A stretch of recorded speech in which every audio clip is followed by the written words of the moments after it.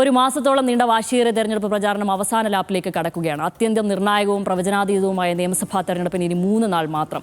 പരസ്യപ്രചാരണത്തിന് കൊട്ടിക്കലാശമാകാനിരിക്കെ തെരഞ്ഞെടുപ്പ് ചൂടിനൊപ്പം രാഷ്ട്രീയ വിവാദങ്ങളും ആരോപണങ്ങളും കൂടുതൽ ശക്തമാവുകയാണ്. ഒട്ടും അഭിലഷണീയമല്ലാത്ത അധിക്ഷേപ പരാമർശങ്ങളാണ് ഇതിലേറെയും എന്നതാണ് സങ്കടകരം.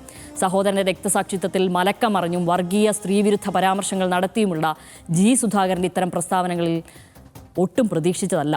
പതിറ്റാണ്ടുകളായി KSUവിനെയും DSUവിനെയും പ്രതിസ്ഥാനത്ത് നിർത്തിയിരുന്ന സഹോദരന്റെ കൊലപാതക കേസിലാണ് ജി സുധാകരൻ നിലപാട് മാറ്റുന്നതെന്നാണ് ശ്രദ്ധേയം.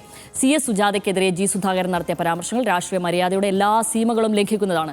എതിർ സ്ഥാനാർത്ഥിയായ സലാമിനെതിരെ നടത്തിയ വിദ്വേഷ പ്രചാരണവും ഒട്ടും അംഗീകരിക്കാനാകില്ല. രാഷ്ട്രീയ എതിരാളികളെ മതം പറഞ്ഞും അല്ലാതെയും എല്ലാം വ്യക്തിപരമായി ആക്രമിക്കുന്നത് ജനാധിപത്യ സമൂഹത്തിന് തീരെ യോജിച്ചതല്ല എന്ന് മാത്രം ഓർമ്മപ്പെടുത്തുന്നു. രാഷ്ട്രീയത്തിലെ നയപരമായ വിയോജിപ്പുകൾ മാറ്റി നിർത്തി വ്യക്തിപരമായ വെറുപ്പും വിദ്വേഷവും പ്രചരിപ്പിക്കുന്നത് വോട്ടർമാരിൽ തെറ്റായ സന്ദേശമാണ് നൽകുക എന്ന കാര്യത്തിൽ തർക്കമില്ല. മറ്റാരുണ്ട് LDF അല്ലാതെ?